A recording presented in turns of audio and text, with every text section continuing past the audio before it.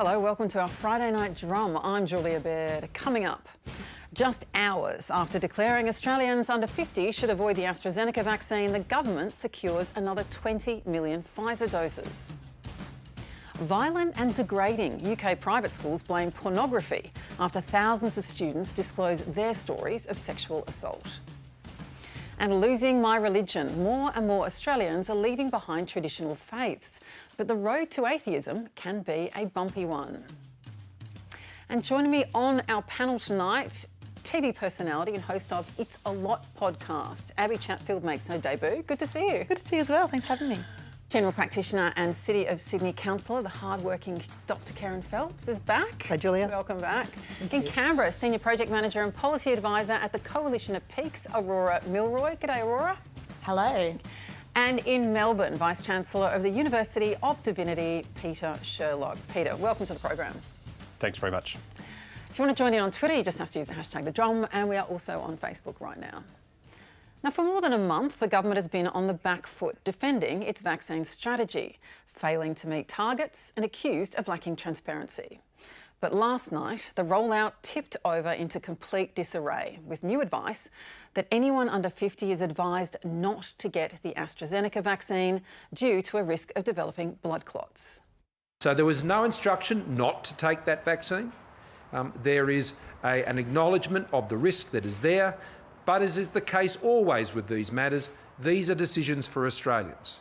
And certainly for those who are over 50, there is a strong encouragement to be taking this AstraZeneca vaccine, which we discussed today, to ensure that we can continue down the path of the vaccination rollout. Now, the problem facing the country is that the only vaccine being produced here is AstraZeneca. The doses that most of us were set to receive were AstraZeneca. And there aren't many other options. International best practice would have had us do deals over Moderna, over Johnson & Johnson.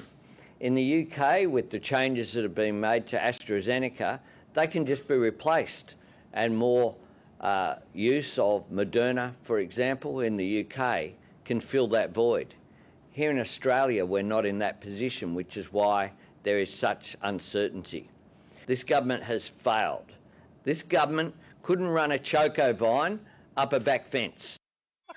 Now, the government has managed to secure an additional 20 million doses of Pfizer overnight, but that won't arrive for at least 6 months. And that's on top of the 20 million already promised for 2021. But so far, only 1 million doses have been imported into the country, although the Health Minister says this is set to accelerate. At this stage, they're indicating an expansion in April as opposed to the figures which have been approximately 130,000 plus a week. Again, an expansion in May, quite a significant expansion in May. Then in June, there's likely to be a near doubling. July, there's likely to be a near doubling, which will track through to the rest of the year. Now, let's be clear. This decision affects every aspect of our lives because for borders to reopen, to get international visitors returning and to see an end to snap lockdowns, we need to see high levels of vaccine delivery and uptake across the nation. And there is now no clear plan for when this will be accomplished. Now, Kerryn, you have come straight from the clinic today. How are people receiving this news? People are very concerned, and we're hearing obviously from people under 50, well, what's my option? And at the moment we can't tell them when and if they're going to be able to get the Pfizer vaccine or one of the other vaccines because they can't have the AstraZeneca, and those are the people who have a high risk if they do get COVID of becoming very ill. And then we even have a lot of phone calls from people over 50 and even over 70 who are booked in for their vaccine saying, you know what, I just want to hold off for a couple of weeks, maybe a couple of months. The risk in the community isn't high at the moment. I just want to see what emerges, because what we have seen is an evolving understanding of the potential, particularly the rare side effects of this vaccine. We know what the immediate and less severe side effects of the vaccine are, you know, a day or two of chills and fevers and aches and pains, and then people seem to be okay again. But this more severe, potentially catastrophic side effect, although rare, is really spooking people. And so we're seeing people who are saying they want to delay. We're seeing other people who are saying, you know what, I'm over 70, I'm much more worried about getting COVID if it comes back to Australia, and I'm having the vaccine. But we are definitely seeing more vaccine hesitancy in the community at the moment. Immediately.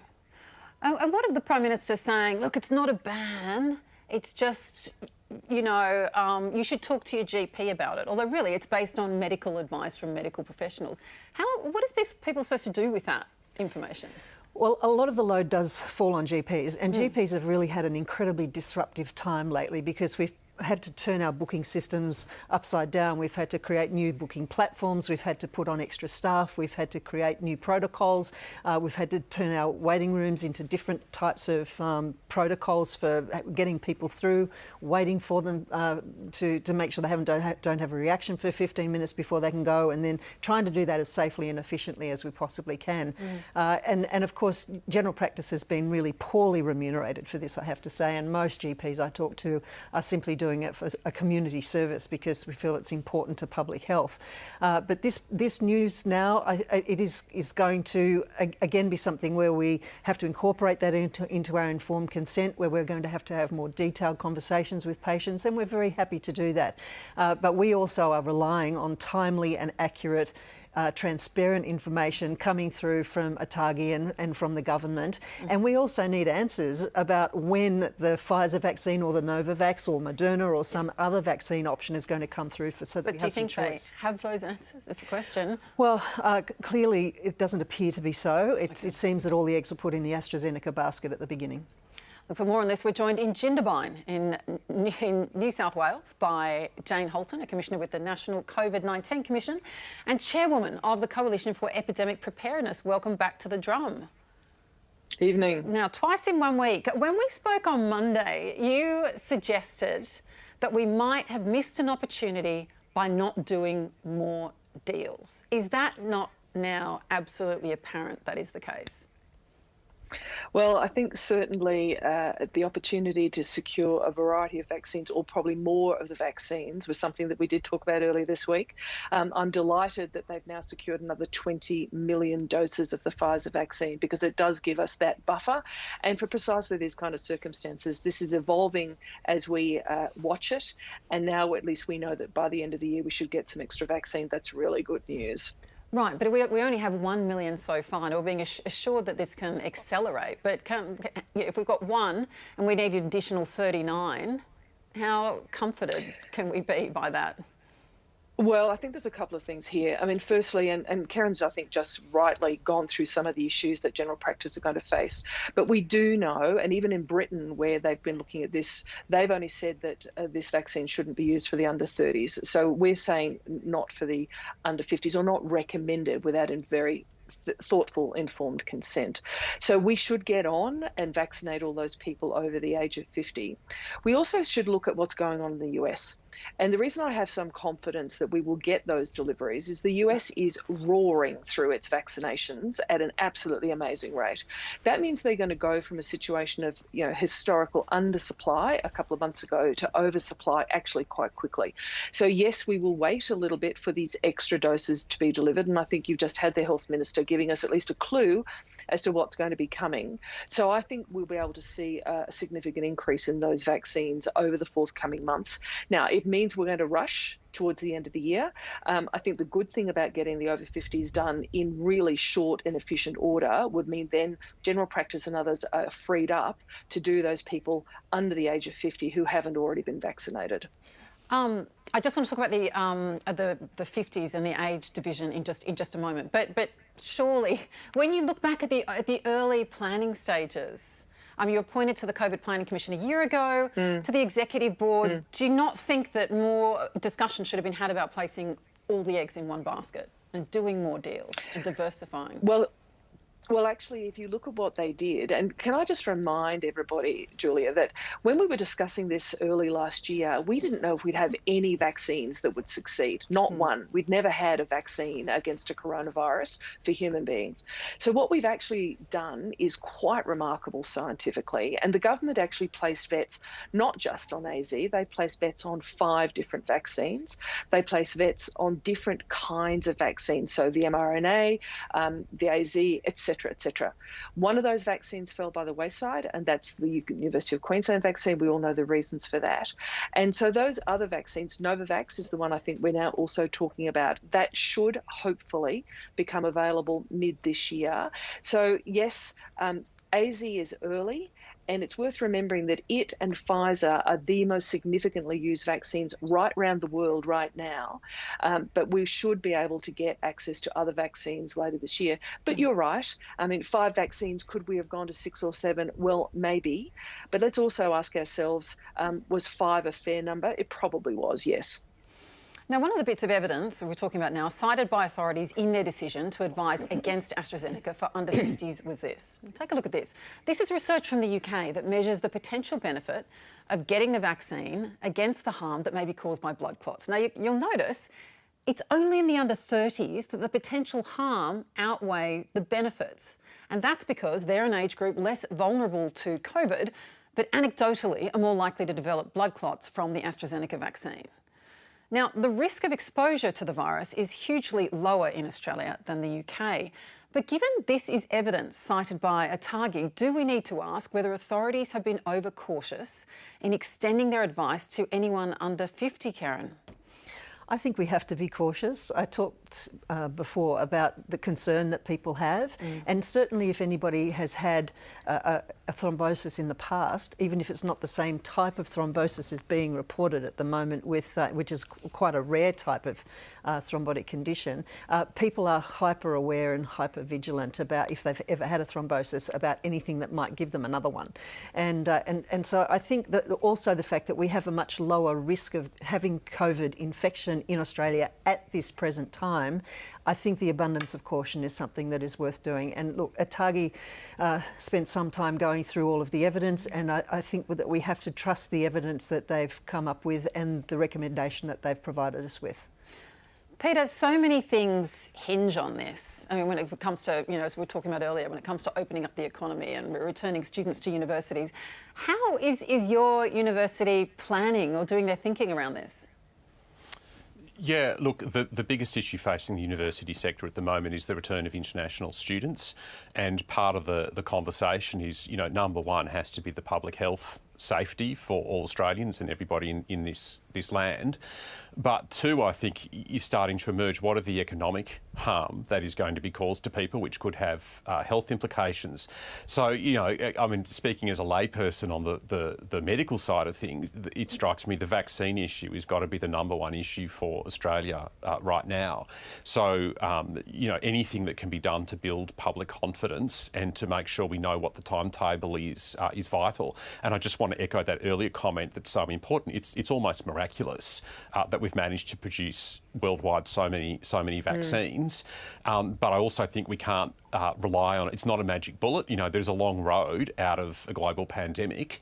But I guess I'd just be urging the government. This is the major issue facing the country right now. Now, Abbie, the research shows that young women are the ones who are the most vaccine hesitant. Yes. What's your view? Are you I'll jab vaccinated? me. I can't wait to get jabbed. I'm so excited. I come from family doctors and dentists, so I'm very pro-vaccination. It does concern me, though, the amount of influences around my age. I think the reason that young women are leaning towards being maybe anti-vax in general, but also towards this COVID vaccine is because of influences and the, of course, influence I have on young people. I've ended friendships with people who have a platform, who have posted anti-vax rhetoric, and it does concern me how the direct access they have to young people and that cycle may continue. So I think that's probably the reason why, but all my personal friends, as I've cut a few off, we want the jab. Yeah, right. Yeah. And is that mainly on Instagram? Yeah. And if it is, like what and TikTok, so, and what form does it take? Like what are the messages that are coming out? The biggest one is a soft one that's a my body, my choice, which I don't particularly enjoy as someone who's had an abortion, steering rhetoric from the pro-choice movement to say my body, my choice, when in reality, I mean, we have a doctor next to me, but if we all get the vaccine, it works better, correct? Is that how this works? Yes. Because you want to speak and go, just so you guys didn't know. Yeah. But yeah, so it does concern me, and I think it's a very soft push. We all have our own choice, we all have our own decision, when I think that young people particularly are very easily convinced to do whatever their favourite influencer is doing. And if you're having a baby and saying, I'm not vaccinating my baby, and it's up to you though, it's a soft push. There are people obviously like Pete Evans who are saying there's a chip in the vaccine that Bill Gates is a whole other conversation. But It's been pushed off a lot of platforms though. Yes. And I think the most dangerous thing for young women in Australia, young people in Australia, is this soft idea of not wanting the COVID vaccine, not this very extremist, because you can be, QAnon wacko. But if there's a young woman who's around your age who you relate to and love her clothing line, then you think, maybe there's something in this. Yeah, right. Jane, when we spoke on Monday, we also spoke about messaging and things the government could do to improve their messaging. I mean, we've spoken about some kind of, influencers on social media that are spreading different kind of messages or, raising concerns. Do you think the last 24 hours will have clarified things for people? I mean, honestly. Well, I think this is a great challenge, isn't it? Because it's not like the old days where you just have an advertising campaign on free-to-air television and put a few ads in newspapers and most of the community saw those things. That's not how people pick up their information these days. As has just been said, TikTok, Facebook, all these other mechanisms. And it's very soft sometimes and quite sort of subtly undermining of these sorts of things. And therefore, we actually need to think about, and politicians aren't necessarily on TikTok, are they? So we've got to find a way to communicate with people that they can have confidence and where they should go for reliable information. Right, but when we go back to basic messaging, should the government, was it a mistake to say we're going to have 4 million doses by the end of March? Should they have said, look, it's not, we're in a pretty good environment, we're very lucky right now, it's pretty safe right now, we're going to be really cautious with the rollout? Hasn't that messaging in itself caused some kind of anxiety and almost panic? Well, I certainly think and presume definitely that they had an expectation that that number was realisable. I do think actually being really clear with people now what the timetable looks like. I think if people could see and understand exactly what is happening, particularly on those numbers, so Kerryn knows, so she can tell her patients, so people actually say, all right, well, for me, I'm a 1B member and it might take me another 6 weeks before I get a vaccine. That's fine, as long as I know. So I do think it's really urgent that people have a very clear understanding of what this now means for vaccine rollout. I think that settles people down. It's when we don't know that people get really quite nervous. And businesses and universities can't plan.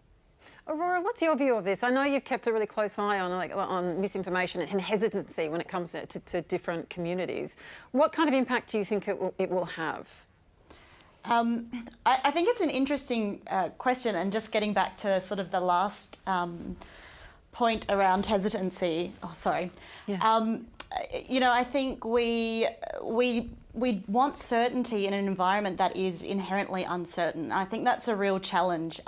We can do our best to provide strong messaging, but ultimately we have to be flexible, and we have to, as individuals and citizens, be willing to kind of understand that the environment we live in is going to change. We don't know what's going to happen with the Pfizer vaccine. We're now saying, calling desperately for more Pfizer, but, something could be uncovered there as well that would cause fear. And I think, the response to a very rare case of blood clot when, young women have a much higher risk when you're on the pill of getting a blood clot than from this, shows just how we're kind of a bit on edge about everything. I think that actually the messaging, particularly in Indigenous communities, has been really strong through the community-controlled health sector.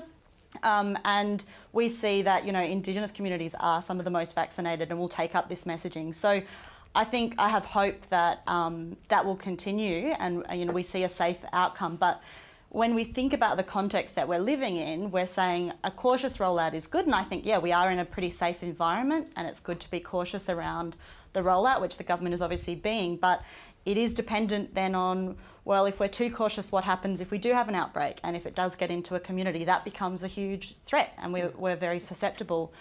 We're also, you know, the economic changes that are a health risk, the kind of situation we're in poses a problem as well. So we have to kind of just keep thinking about, you know, those risk factors. Okay. Look, for those under 50 who've already had one dose of the AstraZeneca vaccine, the government's advice is to still have the second. But, as the Drum's Bethan Smolenick found out, that advice hasn't necessarily been made clear. I got the vaccine on Wednesday because I'm studying medicine. I'm one of the physiotherapists here at Orange Hospital. I work in disability support services. So I think we're phase 1B. I'm a medical student, and we're in a class that are exposed to potential COVID patients. I live and work regionally, and my understanding is that it's mainly AstraZeneca in the regions due to the storage requirement of Pfizer. And I signed up to get it on the first day. Part of it is just so that the pandemic will be over quicker. Even though I was fully aware of the risk, as all the information had been coming out leading up until when I'd gotten my vaccine, but I was just so excited to get it. If most of the staff of the hospital get it done, the risk of it transmitting to the rest of the town is a lot lower, because most likely a COVID would be at the hospital first. So before the announcement, I think it didn't really make a difference to me if I was getting Pfizer or AstraZeneca. And then it really dampened my excitement around getting the vaccine to have all those recommendations come out. I arrived at the Orange Respiratory Clinic this morning and they said that they were no longer giving the AstraZeneca vaccine to people aged under 50 years. The practitioners there were listening to the government and thought it was unsafe. I'm still happy to get it, mainly because I've already gotten the first dose, so it feels a bit superfluous to not follow up. Since the announcement, I'm having second thoughts about AstraZeneca, and probably will go to my doctor just to make sure there's not like any underlying issues that may result in the blood clots that we've heard about. I've taken other medications and things that have higher risk of clotting in the past. I accepted those risks. I'm just worried about the ramifications for compliance to getting the vaccine nationally and what that means for people that aren't necessarily health literate and who are already worried about getting the vaccine. The risk is pretty low. I'd happily roll the dice because of the danger of getting COVID contrasted with the risk of getting an adverse reaction from the vaccine. If it was tomorrow, I'd go in and get that second dose. It's impossible to say what information will come out in 12 weeks' time, but if it's the same amount of information that we have now, in 12 weeks' time, I would absolutely get my second dose. I want to be fully vaccinated. Jane, before we lose you, I mean, there's some concerns and some confidence, like a mixture when it comes to, you know, looking ahead to what to do with AstraZeneca. Surely one concern with Pfizer is that it has to be, transported at refrigeration of minus 70 degrees. How are we going to get it to regional Queensland and regional communities? Yeah, so you're quite right about that. Can I just make one comment about one of the commentators in that particular piece? New South Wales has restarted vaccines for the under 50s. They just had to get their consent documents sorted out. That got sorted today. In terms of, though, how we move the Pfizer vaccine around, we're actually using Pfizer in countries all around the world, including in places like Africa, and we're delivering that vaccine successfully. So yes, we do have to pay particular attention to what we call cold chain. In other words, keeping that vaccine at that minus 70 as we transport it. I think John Skerritt from the Therapeutic Goods Administration had a rather nice description of how you might do that. I think he described it as a souped up esky, which I think probably doesn't give it quite enough credit for the technology that's involved. So we can do it. And yes, we've been using the AZ vaccine because the transport issues are less pronounced, but we can do this. We can move that vaccine around. Frankly, if we can do it in Africa, we can do it in Western Queensland. Jane, thanks so much for joining us again tonight. I know you've had a massive day dealing with all of this. Jane Holton. That's my pleasure. Jane Holton is the chairwoman of the Coalition for Epidemic Preparedness. And you're watching The Drum. With me on the panel, TV personality Abbie Chatfield, GP and City of Sydney Councillor Dr Kerryn Phelps. In Canberra, Senior Project Manager and Policy Advisor at the Coalition of Peaks, Aurora, Milroy. And in Melbourne, Vice-Chancellor of the University of Divinity, Peter Sherlock. School principals in Britain are warning that children's unfettered access to pornography on their smartphones is to blame for the crisis of sexual assault among private school communities. It follows the publication of 13,000 comments by UK private school students on a website called Everyone's Invited, detailing their experiences of rape and sexual assault. Now, the UK website follows a similar project here in Australia, established by former Sydney high schooler Chanel Contos. She's since been working very hard to advocate for better education around consent and recently collaborating with the Victorian government to include lessons on toxic masculinity and slut-shaming. Most of the briefing is me talking at them and then some question and answer time at the end. However, something that I found really positive from my first briefing with Victoria Parliament was the Shadow Minister for Police gave me his commitment to push for a informal reporting software online for sexual assault where the victim can choose to remain anonymous or not. The benefit of this is that one, the victim can give information about their own sexual assault from the comfort of their own home. And then the other important thing about that is in society overall, it would reduce victim blaming and encourage people to report their sexual assault. It will normalise sexual assault reporting, as there will be this database of informal reports so that when someone makes a formal complaint, we can cross-reference that to see if a perpetrator is a repeat offender. I mean, even that small generational difference between when I was going through my early teen years and now with smartphones being widely acceptable, things like sending nude images are completely the norm these days. And that, you know, speaking to young girls now, that was shocking to me. I mean, I felt old hearing this and being like, don't do that. But, you know, that's what's happening.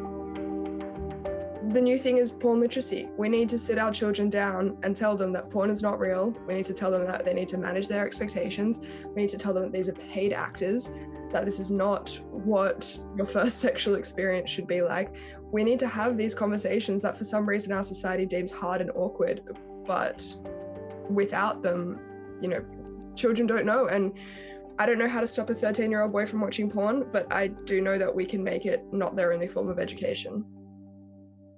Abbie, I watched your trajectory with such fascination after you were like on The Bachelor, and there was just so much focus on your sexuality. Yes. And it went on and on and on. And we'll talk about the kind of the impact that that probably had, I guess, in a moment. But you then have gone on to have a podcast and a presence on Instagram where you talk a lot about sex positivity and people talk to you about their experiences.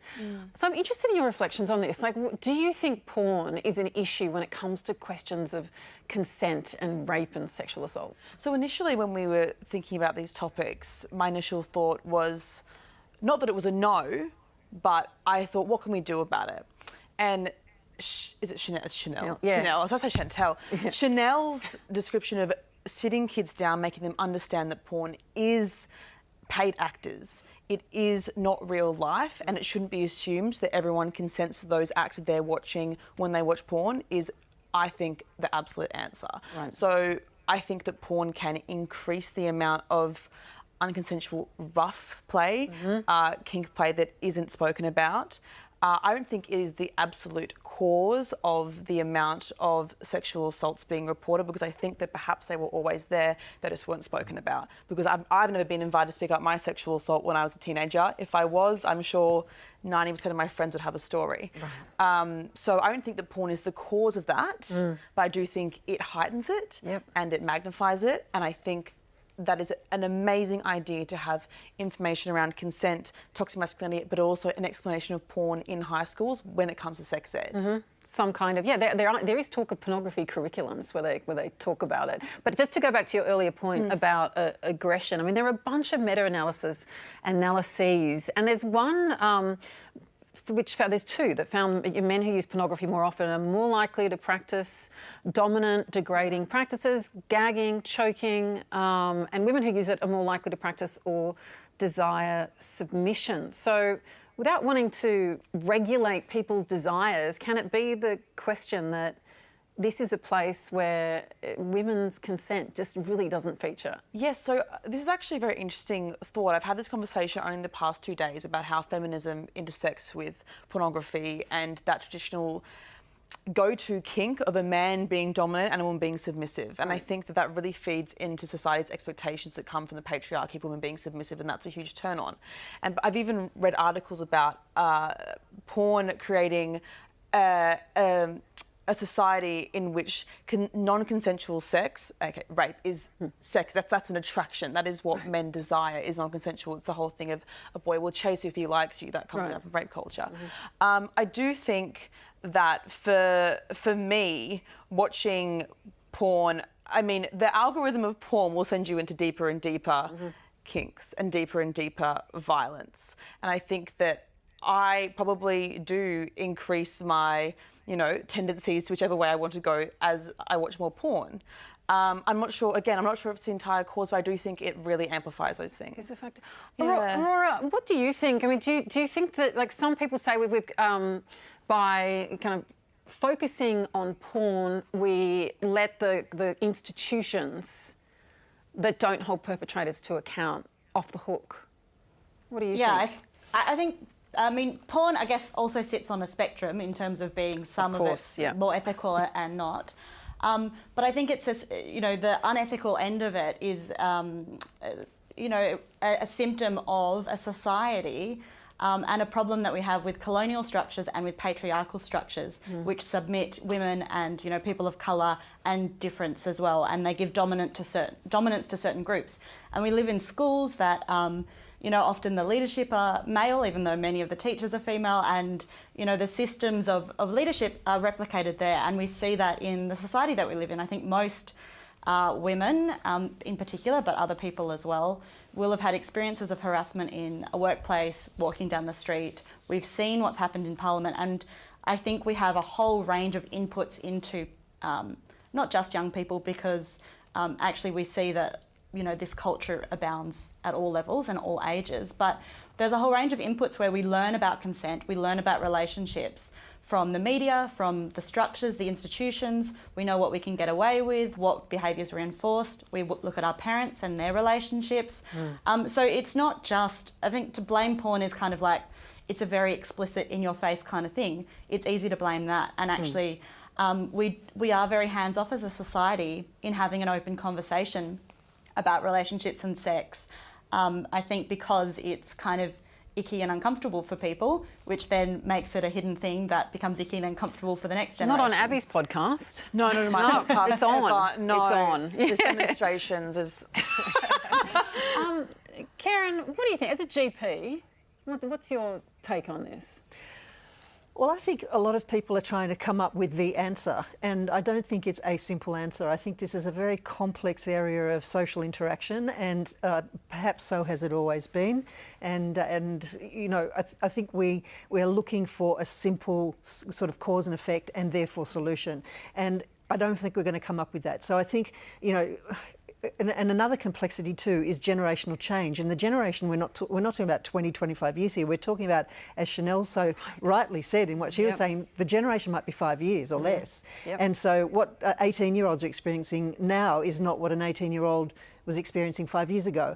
And so I think we need to be doing research, scientific research, talking to young people, talking to the people that are actually affected by this cultural shift, and making sure that any kind of information is really well informed and contemporaneous, and so that we are actually responding in real time to what's happening. Because, as we've heard, things like Instagram and TikTok are literally instant. And so what's happening now is what young people are doing now on their smartphones, not perhaps what it takes a year or 2 years to formulate an education program, and by that time... And an academic research paper, and it just keeps So I think we need to keep on asking and engaging young people themselves in not only the research, of course, but in the solutions of what's happening and what will work for them. Yeah, and what actually is consent. Now, Peter, I'm assuming that pornography isn't on your curriculum. You might be surprised. There are a few things here or there that might touch upon it. A lot of people, porn has existed in various guises for centuries, right? Of course, it's mass distributed now, and it's very easily available, which is what these school principals are saying.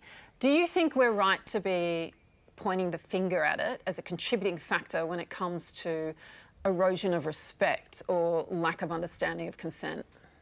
Yeah, look. At one level, you know, sexual activity obviously has always been with us. Sexual assault and some of the patriarchal issues of abuse and so on that we've already talked about have always been around.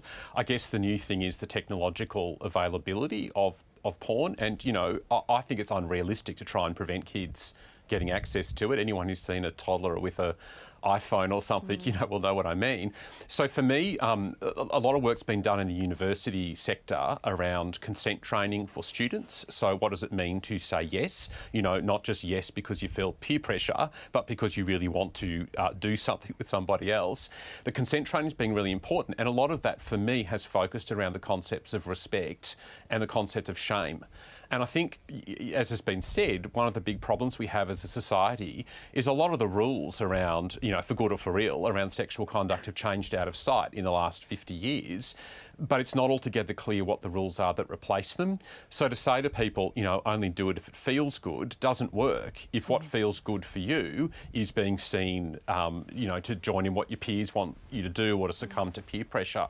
So I think what we need is a widespread conversation about respect and how we can help people respect themselves, but also in a way that removes the shame. So let's be clinical about porn. You know, let's have education programs about it and show it up for what it is rather than let this happen behind closed doors. Abbie, like, we have been having this conversation so fiercely in the last few weeks, and so many stories of assault and so much discussion of consent. And we've talked about it on this show with police officers, with lawyers, with survivors.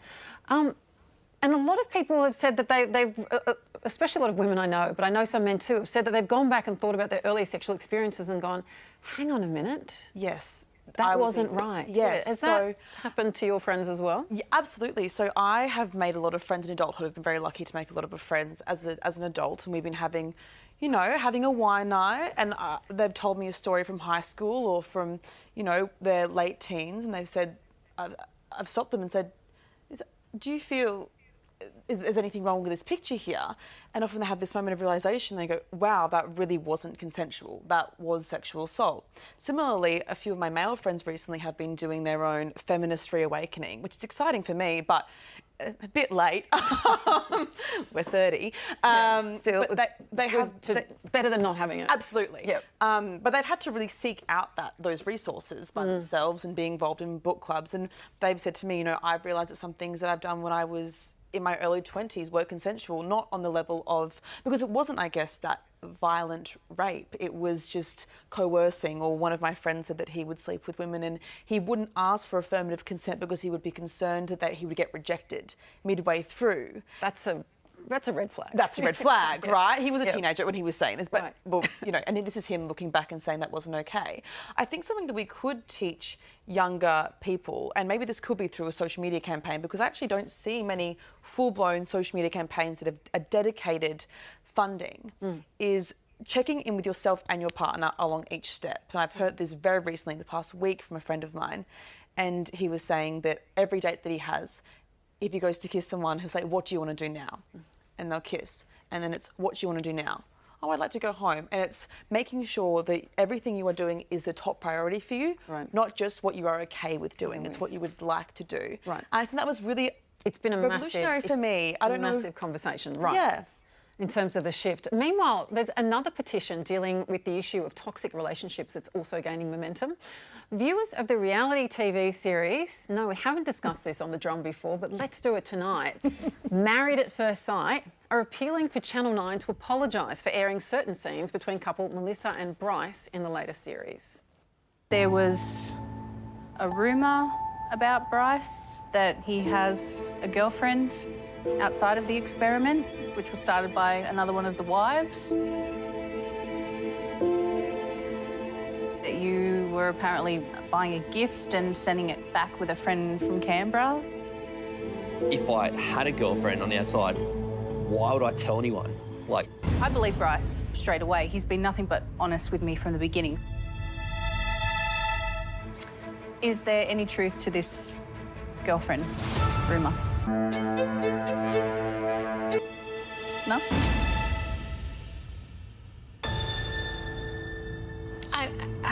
I don't really have heaps to comment. If I knew more, I would totally jump in and say something, but... Do you think he's lying to me? Do you think he's lied? Yeah. Yeah, no doubt. The gift thing is true. Huh? The gift thing is true. Oh. Nearly 14,000 people have signed the petition which says the relationship has not been handled appropriately. These signs are being disregarded by producers and the network, and Melissa is being subjected to mental torture, very obviously to the viewer, creating a distressing viewing experience, especially those who are victims of DV relationships. There is a clear failure of duty of care to Melissa during the filming of the show, allowing her to remain in a toxic and dangerous environment with her partner for the benefit of the network. These reality series are filmed several months in advance, and it turns out Bryce and Melissa are still together and were asked about the controversy a week ago. Apparently your behaviour's led to some complaints to the ACMA. Yeah. What are your thoughts on that? Oh, look, I don't know. I think that's something the producers might have to answer. It's not up to me to put the show together. Do you reckon it's about the edit? I think everyone else can work that out for themselves. Righto. I've had a great edit, I reckon. Okay. So I've been really happy with What are your thoughts on that, Melissa? What do you think? How much is Bryce and how much is the edit? He's just... What are your thoughts on that? I know the real Bryce, so okay. What everyone's seeing is it's a great edit. I'll say that. It was the real Bryce. Okay, I'm just going to let Abbie digest this because she was gasping throughout that. Digest it, because I want to ask Peter. I know that sometimes you might have seen the show, perhaps on in the background. What do you make of this ethical issue of portraying what appears to be an emotionally abusive relationship in such, like a widely watched show? Yeah, look, I find it really, really difficult to kind of comment in this space because part of, for me, I'm not going to say Married at First Sight is pornography, but there's this air of unreality about it at the same time. Right. So to what extent are people seeing this as fact or fiction, and what influence is this sort of program, having on the casual viewer like me who isn't watching it on a Friday night, I promise. So I find it really difficult. What are the, this is new ethical territory for us. There aren't any clear rules about how we represent this. And I mean, I'm thinking the whole program, like there's a long history of writing about relationships or thinking about the way human relationships work through fiction. I mean, I'm thinking like someone like Jane Austen, was writing about human relationships without having to go into all the economic detail of people's day-to-day lives. So there's a long history to this kind of thing, but doing it on television where it presents as real, I think is a whole nother ballgame. Yeah, right, the reality TV. Now, when you were on The Bachelor, yes, you were depicted as a villain, and you later complained about the editing. Yes. Tell us about that. So the editing on these shows is obviously huge, but I think until you can see yourself on the show or someone that's very close to you, you don't understand to what extent. I mean, there are things like frankenbiting where they take single words. Like, before you go and film the show, everyone says they can't make you say anything, but they literally can. If I said, they can take single words and make a sentence. And unless you know your own intonation, you can't hear that that's not how I would speak. So there were things that were grammatically incorrect. My mum would say, "Why did you say that like that as a teacher? That's grammatically incorrect." And I would say, "Mother, it's a frankenbite." So I think that... Frankenbite? I've never heard of that before. Yes, so that was something that I was very upset. That was my main issue on the show, was because I would get trolled and death threats and physical threats of violence for things I did not say. I literally did not say, or they were, you could hear where the mic was further away, my mic was taken off, and I'm saying, he's saying something about a crew member and it's made out to be someone else, Right. Never mean, we love the crew. But I think as well, saying that we know there is an unreality in this reality TV, as an educated person, yes, you know, but I think the majority of people who watch these shows do not understand that it isn't entirely real, or don't want to understand that. I mean, and I think I can account for that by the amount of death threats I've gotten, and I still get trolled almost daily, and it was 2 years ago for me. What's the impact of you on you? Like, what's the toll of that? I was very suicidal around the airing of the show, just a week before finale. I had a plan, as they say in the GP's office. Because of the Kerryn's looking at you very worried now. I know, but it's fine. But it's fine now. I mean, it got to a point where I was getting thousands of messages a day. I was sitting at my office job just crying. I would have my hair slicked back because I have very obvious curly hair. I was scared people were going to hit me on the street. It was very bizarre. I then moved into a new place, got a death threat, had to call the police. It's very intense. So while I would love to think people don't think this is real, people do think it's real, or they take that opportunity to project themselves onto the show. So with Bryce and Melissa, it does concern me for victims of DV that they will project themselves onto the show and think that is normalised, or see themselves and feel re-victimised. Right. And I think that doesn't really matter about the editing on this show, because at the end of the day, they are presenting this narrative. Right. Whether or not, I don't really care about Bryce. I don't care what he's doing right now. What I do care about is victims of domestic violence, seeing that reenacted, and also going back to young kids and younger people, seeing that as a normalised relationship and thinking it's all right. All right, look, if you've been affected by anything we've been discussing, because these are tough conversations, call Lifeline on 13 11 14 or 1800 RESPECT on 1800 737 732.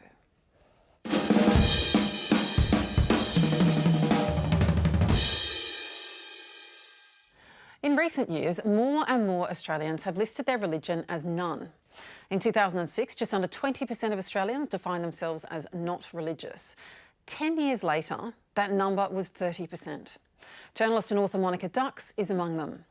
Her new book, Lapse, tells the story of her Catholic upbringing and explores how it shaped her and how she left it behind. We are lucky enough to have Monica with us on the panel tonight. Welcome to The Drum.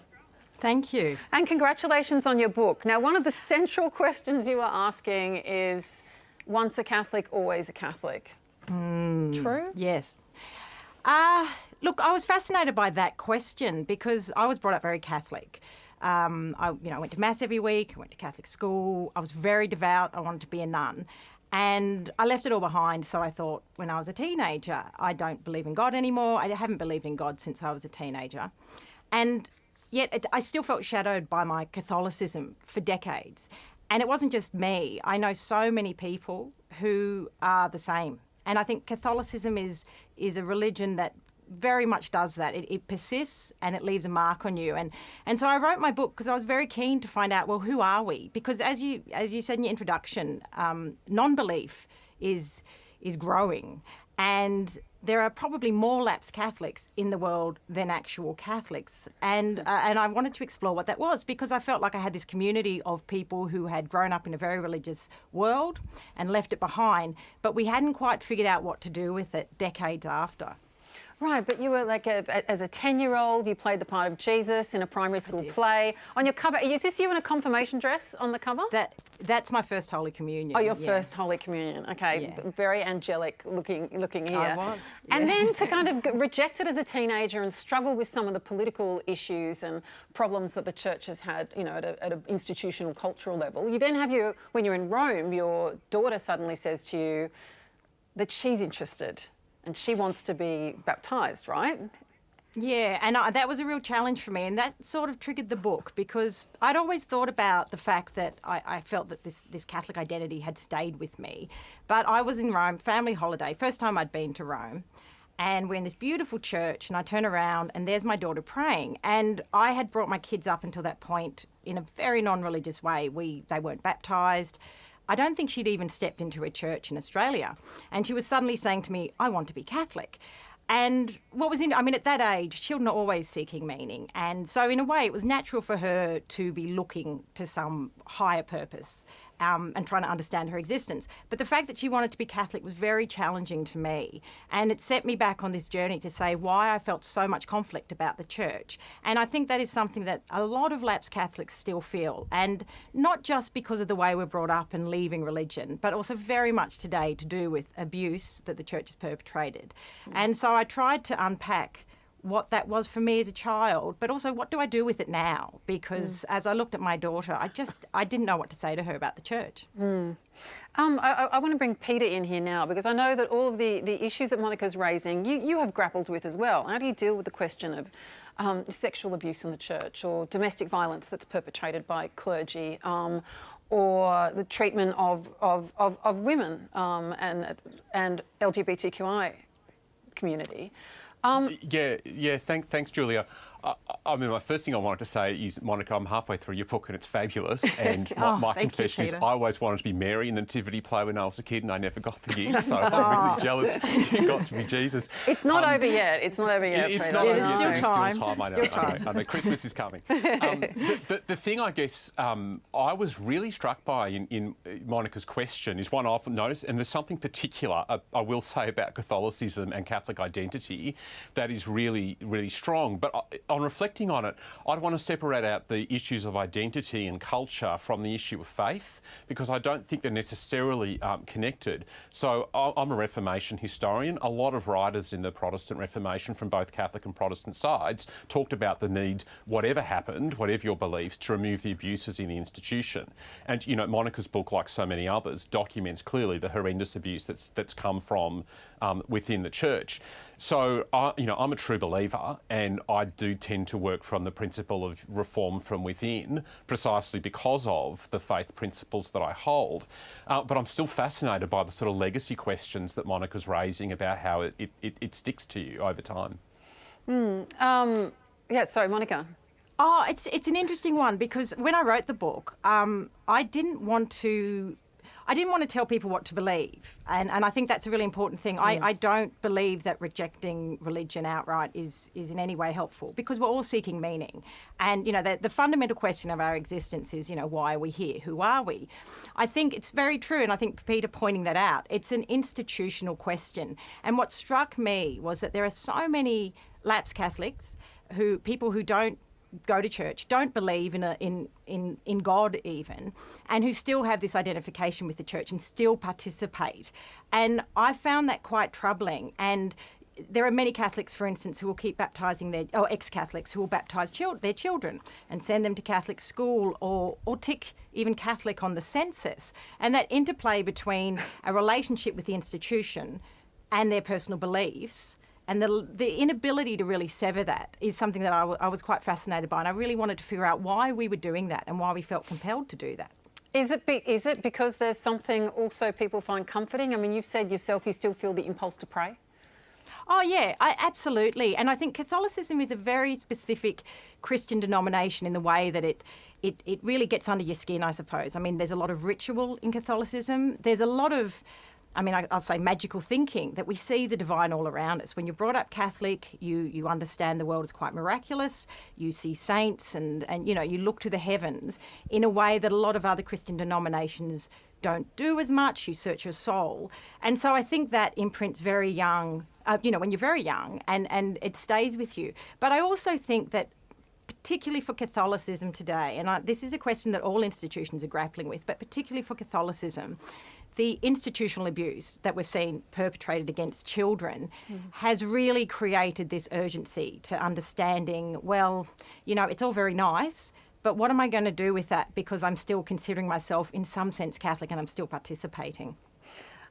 Aurora, we're talking about the number of people who, you know, are ticking no religion is increasing. And of course, you don't have to be religious to have a moral code. Where does your moral code come from? Yeah, I think everyone has some sort of schema for understanding the world, a moral code to guide their actions, and a desire, I think, as the writer said, you know, for community, a sense of belonging and meaning in the world. So for me, my identity as a Bulgar Aboriginal woman, that's what guides what I do, and my responsibilities to my family and my community, and also that connection to country and the laws that are kind of within that. So I think everyone is looking for that, and I think what the church has is this kind of little duality between faith, moral schema, culture, which is also really important in that community sense of belonging, but then it has the institutional aspect, which can be really problematic. And we know that lots of these religious institutions, like political institutions and other big institutions, recreate patriarchal, colonial structures and power systems that, you know, we discussed in the topic around consent are some of the problems with allowing people to be different and to have diverse points of view. So it's the institutional arm that can be really difficult, but I think everyone is looking for some meaning, and it's really important to understand your community and your culture and what guides you in life. Peter, why is the church losing adherence? Why are the congregations draining out? More people are ticking no belief. Sure. The first thing, of course, not all churches are losing adherents, but yeah, No. across the board, Overall, they overall. are. Yeah. And I think there's a couple of things going on. One is the sort of, institutions are on the nose, organised religion more so than any. And I think, on the one hand, human beings congregate together. We've known through COVID, we want to do things together. So institutional life is part of our reality. But the problem for religious institutions is we make big promises, and if we fail to keep our high standards, we're hypocrites, and that creates a particular challenge. I think the other issue, though, is deeper, and particularly in Australia, we live by and large in what is historically an extremely prosperous society. And one of the premises of religion, or religions, I think, is that there's something wrong. There's something broken in us, there's something imperfect. We need to do better, if not in ourselves, then in the service of others. And convincing people of that in a prosperous society, I think, is really hard. So, a basic premise of Catholicism, of Christianity, is that human beings are sinful and need redemption. That's a hard sell, I think, in our current age. Mm. Yeah, quickly, Monica, because I just want to bring Kerryn in, yes. Oh, I just think we tend to confuse. So one of the interesting things about understanding why people leave religion is, half a century ago, the focus was that if you actually left religion and you weren't aligned to a religious institution, there was like a lack. But increasingly, social scientists are starting to say, well, just because you're not aligned to a religious institution doesn't mean that you don't believe things and you don't have an ethical code and you don't find meaning in your life. And I think that's a really important point to make when talking about religion and belief in general. Well, there still are a range of studies which talk about religious attendance and going to local communities and congregations is good for your health. There's a raft of those which have been brought out of Harvard. So there's still those ameliorating factors. So is joining a choir. And joining a choir, which actually and being Peter part does. Of a community group. Yeah, so he's going to sing the drum theme on the way out. But Kerryn, you're bucking this trend because you converted to Judaism. Yeah, I did, to progressive Judaism over 20 years ago now. Looking at this through a health and wellbeing lens, spirituality is one of the determinants of health, and there are a lot of people who are looking to religion of one variety or another as something that fits with their core values and their core beliefs. And it's also a matter of community and culture as well. And so for people to find a community and a culture within a religion that is something that has resonance for them is really important.